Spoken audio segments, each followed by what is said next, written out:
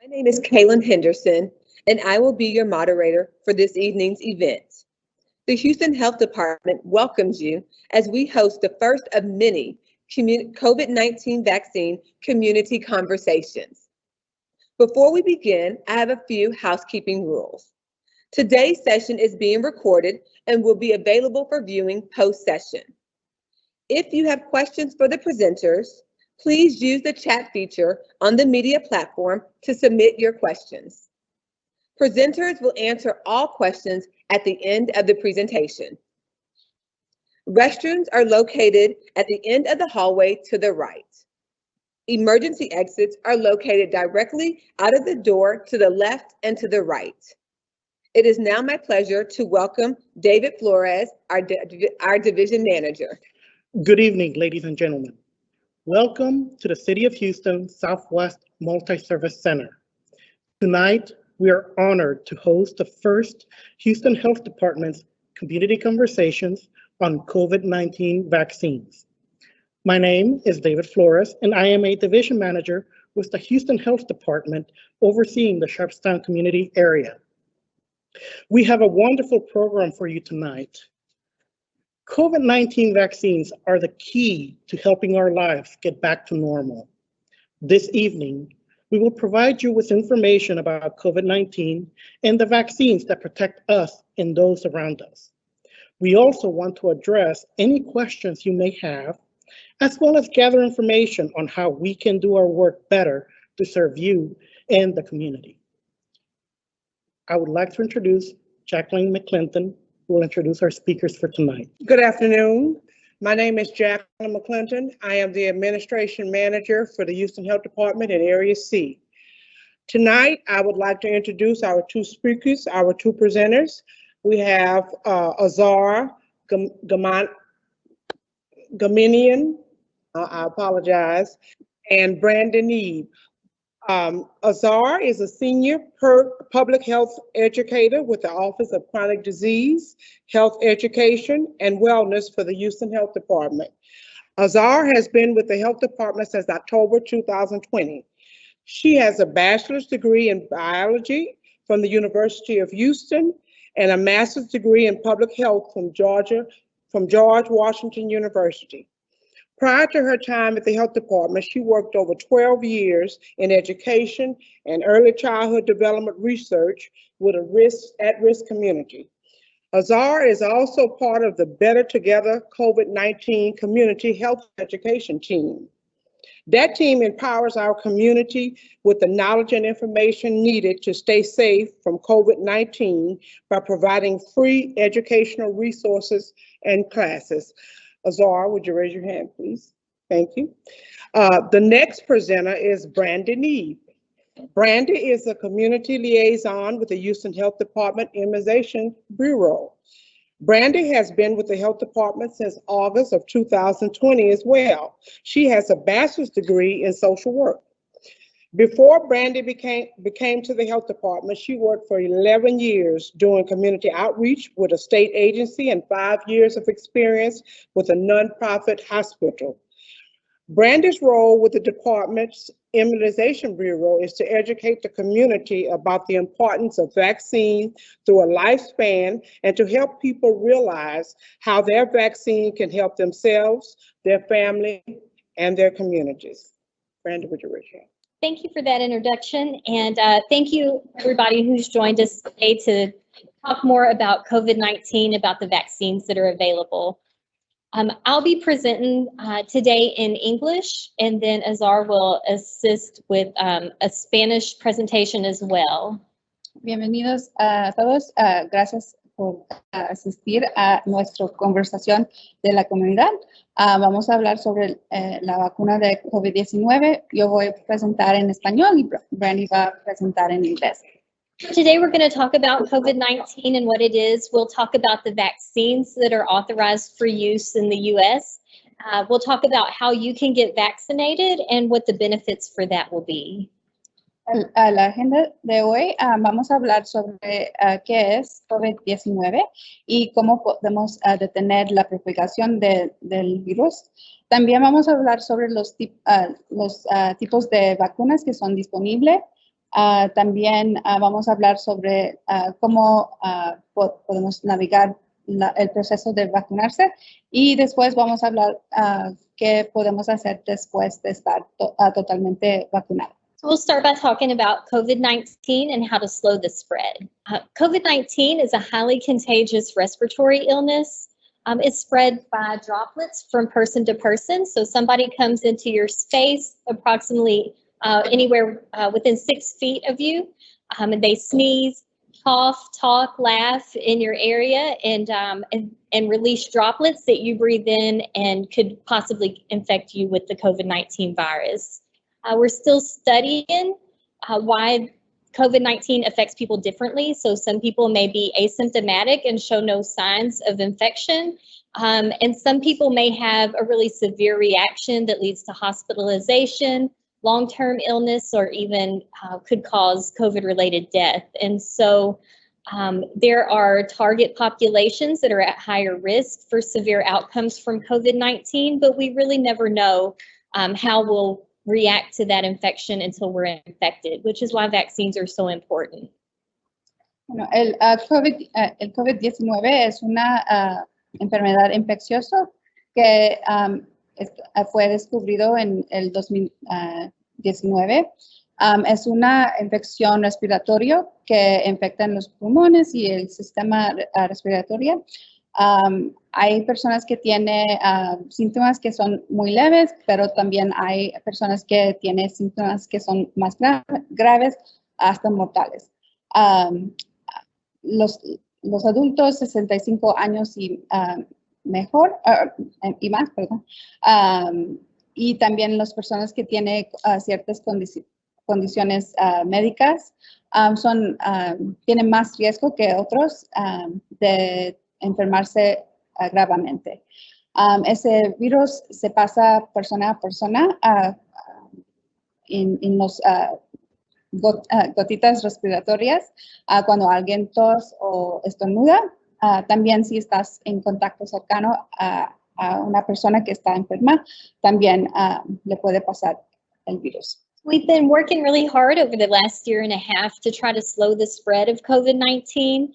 Some of the ways we've done that are by wearing our masks when we're with people other than our household members, by washing our hands more frequently, trying to social distance, staying 6 feet from people and avoiding large crowds, and by getting tested if we have a concern about our infection status. And now we have the biggest possibility for fighting COVID-19 and slowing the spread, which is getting vaccinated. Lo que sabemos eficaz de detener la propagación de COVID-19 es usar una máscara si todavía no está vacunada. También lavarse las manos al menos 20 segundos. Eso es importante para COVID y para todos los gérmenes. También mantener distancia social hasta 6 pies. Y también haz la prueba si está expuesto de alguien que está enferma con COVID o si tienes síntomas de COVID-19. También ahora tenemos la vacuna, que es una de las herramientas que es más efectiva de todo de esos. Now we'll talk a little bit about the COVID vaccines. The next slide will be a video from the Washington State Department of Health. It's a short video that illustrates how vaccines work. Vamos a ver un video que muestra cómo funcionan las vacunas. Es del Departamento de Salud de Washington. How would COVID vaccines work in your body? Well, I have 60 seconds to tell you 3 things you should know. Ready? Number 1, getting the immune system in shape. A vaccine is basically a training session for the immune system. Vaccines teach the immune system to look for the key features of a virus. So, when a virus does show up, it's ready to fight it off. Number 2, vaccine, meet virus. The vaccine gives your body a plan to recognize the virus. Then your immune system starts preparing by making antibodies, or fighter cells, that stay in your blood as protection in case the virus tries to invade. What this means is you get immunity against the disease without having to get sick first. Number 3, Community, immunity. When enough people's bodies know how to fight off a virus, it has nowhere to go. That slows the spread. When people get a vaccine, we're able to stop the spread quicker and get a little closer to ending this pandemic. That's basically how vaccines work. And that is 60 seconds. Y vamos a compartir una video similar, pero en español, en línea. So this chart will compare the 3 vaccines that are authorized for use in the U.S. We have 3 good options to choose from, and we'll just hit some of the main differences in the 3 vaccines. So we have mRNA vaccines from Pfizer and Moderna, and the difference in the Johnson & Johnson vaccine is that it's a viral vector vaccine. The Moderna and Pfizer vaccines are 2-dose vaccines. Pfizer is administered 21 days apart from each other, the 2 doses. And then the Moderna vaccine would be administered 28 days from each other. And then Janssen is just a 1-dose vaccine. Another difference in the vaccines is that Pfizer was recently authorized for use for 12 and older. And all the other vaccines are for 18 and older. So we've just been able to start vaccinating our youth as well. Okay. Esos son los 3 opciones que tenemos para la vacuna. Las 3 opciones son buenas y eficaces, pero solo tienen algunas diferencias. Podemos ver el Pfizer y Moderna son vacunas de ARNM y tiene, necesita 2 dosis para tener inmunización total.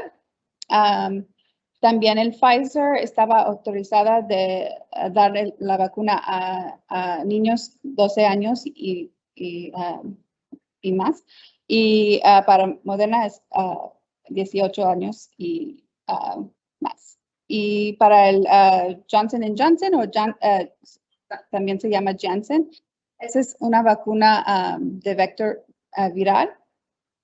Solo necesita un dosis y también es para adultos 18 y más. So next we'll go over some true and false questions about common myths for these vaccines. And so this is an interactive section of the presentation. We want to really hear your thoughts about it. And for those of you participating through Teams online, you can enter answers into the chat box as well.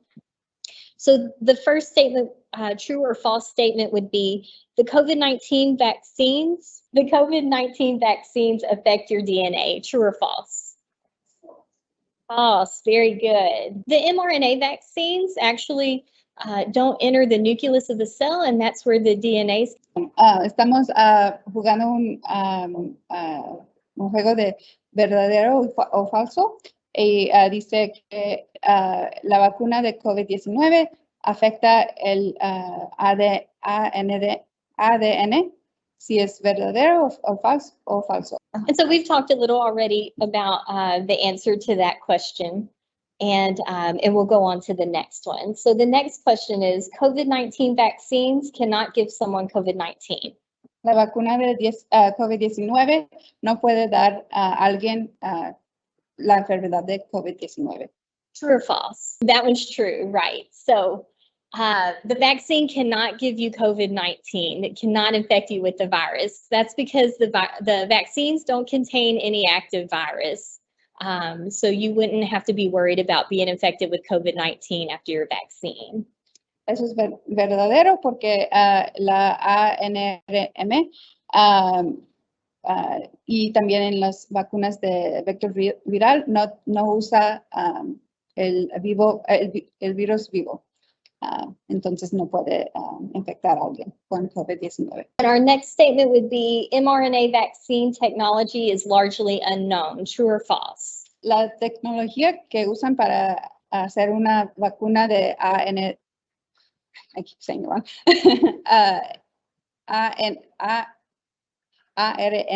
perdón, es algo que no sabemos mucho de esa tecnología. ¿Es verdadero o falso?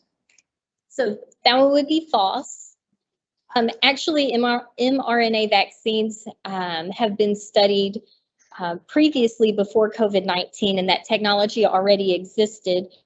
They've been studying vaccines for flu, the Zika virus, rabies, and different types of cancer. And so that technology already existed before the COVID-19 vaccine was created. Eso fue falso porque las vacunas de ARNM no son nuevas, lo usan por otras vacunas también que estaban estudiando por la influenza, Zika y otros virus. The CDC has a website, a web page, for myths and facts. There is a QR code here on the screen and in the presentation. We'll also be putting the link to that page in our comment box on the Teams presentation. But if you just Google CDC myth and facts for the COVID vaccine, it should bring this page up for you to give you some of the information that we just talked about, as well as some other myths and facts that are popular in the community right now. El CDC tiene una página que tiene factos y mitos sobre el COVID-19 y lo puede ver ahí.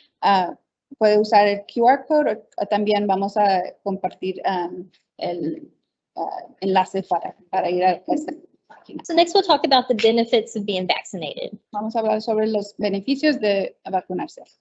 Some of the benefits of getting the COVID-19 vaccine is that it can help prevent you from being infected with COVID-19. It's safer than trying to just get infected and create a natural immunity because, like we mentioned before, you don't know how your body will respond to COVID infection.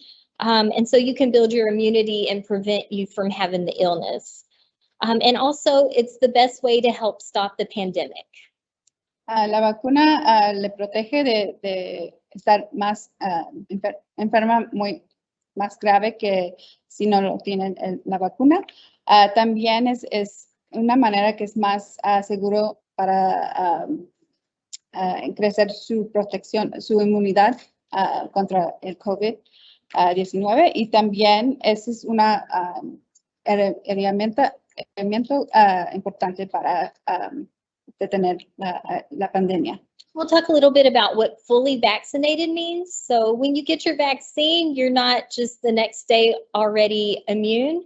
It takes time for your body to build an immune response. So you're considered fully vaccinated 2 weeks after your last dose of the vaccine. So if you get the Johnson & Johnson vaccine, it's 2 weeks after that single dose, or if you get Moderna or Pfizer, it's 2 weeks after your second dose of the vaccine. The CDC has this chart that's listed here that shows all of the different precautions you should take if you're vaccinated or unvaccinated. It mostly points out that indoor activities and crowded areas are high risk for people who haven't been vaccinated. The CDC website also talks some about travel. While we don't have domestic restrictions on travel right now, to enter the country after international travel, so to return back home after traveling internationally, you'll have to get COVID tested. So if you're positive, you have to be delayed for 2 weeks to quarantine before you're allowed back into the country. So that sometimes is not part of our vacation plan, right? And so you want to be sure that you're prepared if you plan on traveling. Para estar totalmente vacunada, necesita esperar 2 semanas después de recibir el segundo dosis y recibes el Pfizer o Moderna. O si recibiste el Johnson & Johnson, tienes que esperar 2 semanas después de recibir ese dosis. Después de estar totalmente vacunada, puedes ver que tenemos muchas actividades normales que podemos regresar de hacer. Por ejemplo, estar afuera o también adentro, lo puede hacerlo sin usar máscara. Tienes menos riesgo que si no está vacunada. También si van a viajar, puedes hacer la prueba para ver si lo tiene COVID-19, especialmente si va a viajar afuera del país. Va a necesitar hacer la prueba. When you go to your vaccine appointment, there are a few things that you can expect. At the time of your appointment, you'll be given a vaccine shot card. It's your proof of vaccination, so you want to be sure to hold on to that. You also want to be sure that if you're getting a second dose vaccine, that you bring that vaccine card with you to your second dose. You'll also receive an EUA fact sheet that has information about the vaccine, some commonly asked questions, and a little more detail about it. After your vaccine's administered, you'll be asked to wait approximately 15 minutes to be observed and make sure you don't have any reactions to the vaccine before you leave. And you'll also be given information about returning for your second dose of the vaccine if you get a 2-dose vaccine. Cuando llegues a su cita para recibir la vacuna, vas a recibir una tarjeta que es la prueba de que estabas vacunada, y también vas a recibir una hoja que tiene información sobre la vacuna que va a recibir, y también tiene materiales educativos. Después de recibir la vacuna, tienes que esperar 15-20 minutos para ver si no tienes reacciones negativas. También vas a recibir información sobre dónde puedes recibir la segunda dosis. So we'll talk a little bit about common side effects for the COVID vaccines. It's possible that you'll experience tiredness, soreness or swelling at your injection site, maybe fever and chills or headaches. One thing to remember about side effects is it's really just a sign that your vaccine is working. It's an immune response to the vaccine. So it's a good sign sometimes. Also, it's important to remember that the side effects have been studied and weighed against the outcomes and the possible outcomes for being infected with COVID. And it's been found that these minimal side effects far outweigh the risk of the severe outcomes of COVID infection. But the slide shows some information on how to minimize side effects too. So if it's appropriate for you medically, you can take Tylenol and Advil. You can put a cold, wet compress on your injection site to help with swelling or pain. Avoids a lot of stimulating activity, but do make sure you move your arm because that'll help with the swelling too. And it might be possible that you could need an antihistamine. Sometimes that helps as well. Después de vacunarse, puede tener efectos segundos como cansancio, dolor en el sitio donde recibiste la vacuna, fiebre, escalofríos y dolor de cabeza. Pero eso es totalmente normal porque esa es una señal que nuestro cuerpo está funcionando, nuestro sistema inmuno está funcionando y está combatiendo con el virus. Pero no el virus, con la vacuna. Y también si tienes efectos secundarios, puedes tomar Tylenol o Advil, también tomar mucha agua, no puedes vestirte con algo que no está muy apretado, y también puedes tomar una antihistamina para los alergias, si tienes alergias. So we'll talk a little bit about after your vaccine. We commented earlier on how happy and relieved the guy in this picture looks. Be taking off his mask, and as the summer comes and it gets hot in there, we'll be looking forward to that. So we encourage you to take your best shot to returning to normal by getting vaccinated. Bueno, vamos a regresar a normal. Las personas que son totalmente vacunadas contra el COVID-19 pueden hacer las actividades normales como antes de la pandemia. Ahora es la hora de darte tu mejor ventaja y recibir tu vacuna. These websites are where you can get some more information. So the first one will have information about vaccination site schedules, where you can find locations near you and what times they're open. The second one will give you alerts so that you can get up-to-date information. We have a handout here at the information table for people who are here today that has this website so that you can take that home with you. And we're also going to include that website in the comments section for everybody who's attending virtually. Si quiere más información sobre COVID-19 y dónde puede vacunarse, puedes ir a nuestro website, houstonemergency.org. También vamos a tener más información ahí en la mesa. También vamos a compartir los websites in chat box también. So use @Houston Health to follow us on social media. You can get all the up-to-date information as it happens. And we really appreciate you coming this evening and join us today to have a discussion and to get our information and to also receive your feedback. So thank you for being here. Muchas gracias a todos a asistir a nuestra conversación. Y si pueden seguir en media social, en Twitter y también en Instagram, @Houston Health. Muchas gracias. Vamos a empezar con las preguntas y comentarios.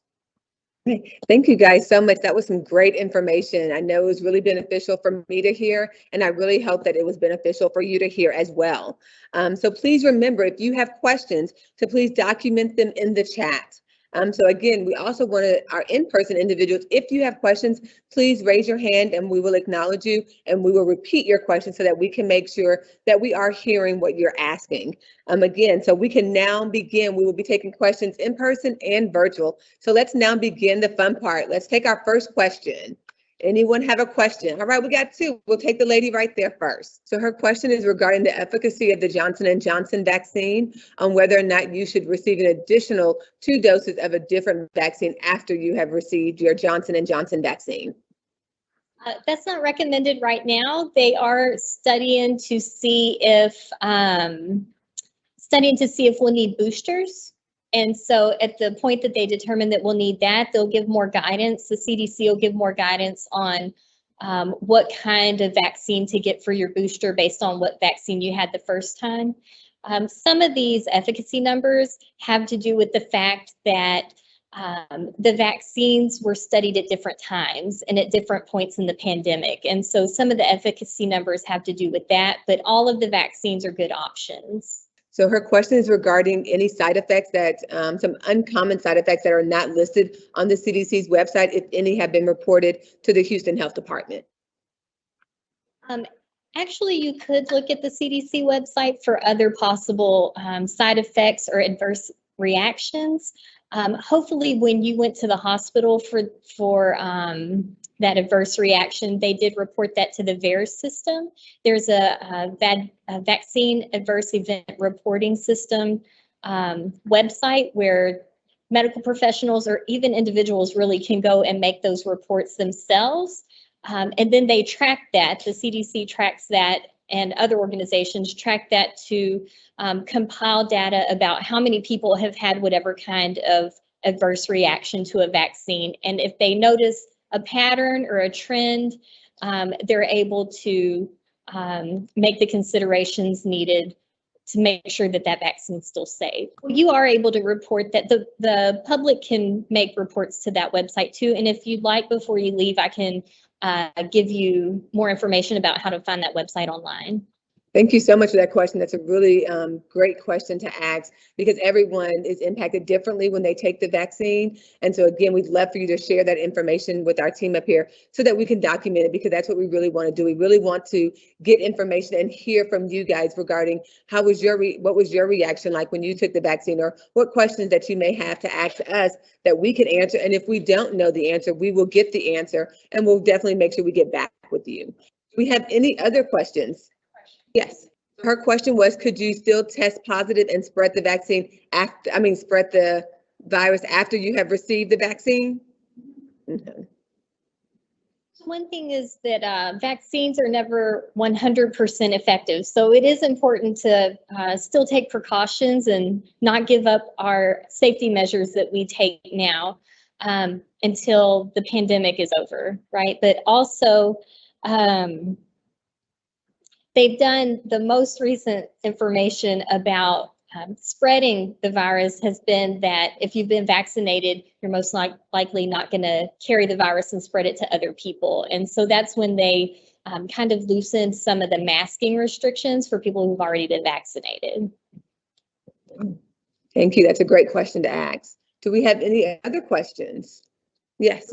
Your question was regarding the authorization use, the adverse effects, and informed consent, which she has answered. And the reason that it wasn't presented in the PowerPoint is because we do have a limited time. And that's why at the end, they did give you guys the website, because we really want to encourage individuals to visit our webpage for additional information. And again, that's why we have these conversations, so that if you're saying, hey, that's something that really I feel like should be in that presentation, then that's what we're here for, to hear that, so that they can take it back and see how they can fit that in within their time limits. And so do we have any online? No questions online. So we'll take your questions, sir.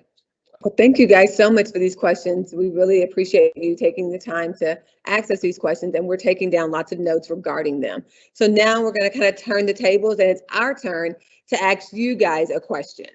And so each of us know individuals that have not received the vaccine. What are some things that we at the Houston Health Department can do to better reach those individuals and get them vaccinated? We'd really like to hear from you on where you think maybe we should go for vaccines, or some ideas that you have that we can take back.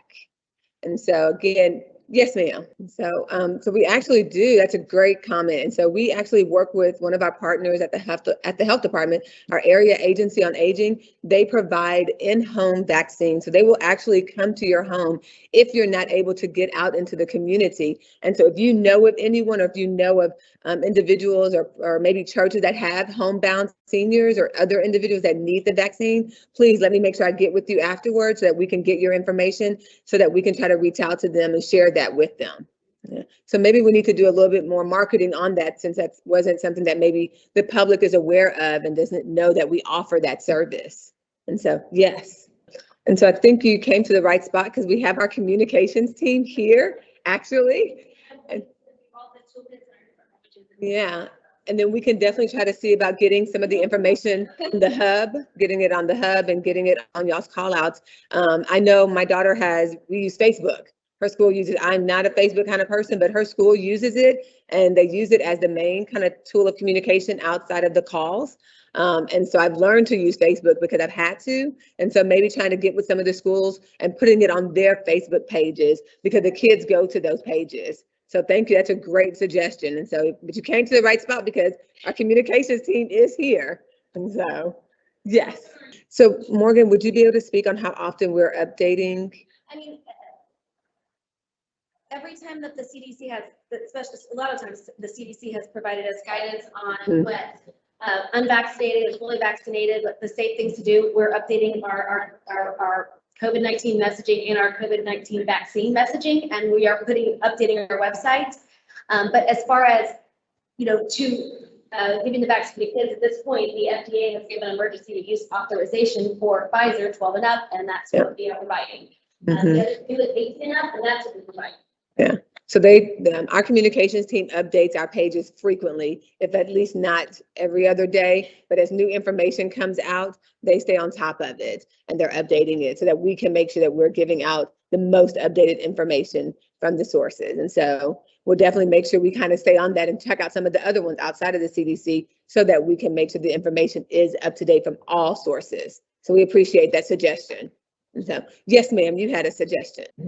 And so that's a really great point. I know one thing that we do have, which again, I really think, again, it takes to the finding it on the website. And so we do have a link where individuals can click on and they can request testing or even vaccines, and we will come to you. So we'll call you. So Tia, the individual in the back, sorry to call you out, she works with our outreach and our community engagement teams. And so if that link, and what I'm hearing that it's not really a usable link on the site, meaning you can't really find it. And so, because we love to do health fairs, we want to be out there doing information, giving information. We're actually going to do one on the 30th in this area, in District D, actually, which is right next door to the zip code. And it's about some of the programs that we offer at the health department. Is not just on COVID, but we're also going to do some COVID information, but it's also with all of our programs. And so I think we definitely need to try to have a link of some sort, so where the community can just click on it or even call to say, hey, we're having a health fair at our school. Can you guys come? Because the health department, we love to be in the community. Tia's team, when they do door to door, they do door to door. They are literally physically knocking on the doors. So it's not like, oh, let me just leave something at the apartment office. No, we're going to go door to door, and we want to talk to you, we want to engage with you, and we want to have these kind of conversations where how did the health department get back into the community and are at those health fairs. And so I appreciate that, and we'll get with Scott, our communications team, to see what's a great use of a link to where people can find it, or even a phone number where you can call to make those kinds of requests. We do have a form, and I believe it's on our website, where you can request a speaker. So kind of whatever the HHD expert is, will come and talk to a small, large, medium crowd, and we'll make sure that that's more front and center, and make sure people can reach that. So now, kind of a nice little surprise. We have some gift cards for the individuals that asked questions and also provided suggestions to us. And so I think Ms. Donna Travis recorded your names for those that asked. We are doing our first 3 questions to the individuals that asked. We are giving them a gift card so we can. This lady was our first. All right. Yes, they are still open. That is one of my favorite spots. Yes, they are. And then we had our second one. Third one was right here. And then we have our 3 that did our suggestions. We had our. Yep. This is our first one. She is. And so while Donna is doing that, we've received some additional clarification on one of the questions that was asked this evening. So we'll let our panelists go ahead and explain that. This is just in regards to the statement saying that the WHO had recommended that children should not be getting vaccinated. They've updated their recommendations. It says children and adolescents tend to have milder disease compared to adults, but unless they're part of a higher risk of severe COVID-19, it's less urgent for them to get vaccinated than older people. But it doesn't say not to get vaccinated. Actually, that was the revision of their first revision that was taken down 24 hours before they put that one up. On their website right now. So okay, so that's the most recent. So thank you for providing that clarification. So again, I'd like to say thank you for taking time out of your evening to come and spend with us and to ask us some questions. And I hope that you were able to gather some new insight on the COVID-19 vaccine. I'd like to leave you with a few tidbits from this evening. So again, COVID-19 vaccines are key in helping us to get back to our normal life. Getting vaccines are free. They do not require an ID, proof of residency, citizenship, or insurance. And so any of the health department or affiliated sites, you can just come and you do not need to show proof of ID. We get that. We get asked that a lot, especially at our testing and at our vaccine sites. So we really want you guys to help us spread that word that you do not need that in order to receive your vaccine. And then we'd love for you to visit our HoustonEmergency.org/COVID-19 or to call our call center at 832-393-4220. Again, they can help provide you, schedule you a vaccine, schedule you a test, or they can provide you with a location that is closest to you. As well as we have a phone number for individuals with disabilities. They can call our 832-393-5500. And remember, there is free transportation to our vaccine sites provided by Uber and Lyft. And again, thank you for participating in the COVID-19 vaccine community conversations, our first of many. So please tell your friends. We will be in other zip codes, and we really would love their participation and their feedback. And we really appreciate the feedback you have given us tonight. We're going to take that back and take some notes and kind of see what we can do to improve getting the information out there and being more present at your community fairs. So again, we hope you have a great evening. Thank you again.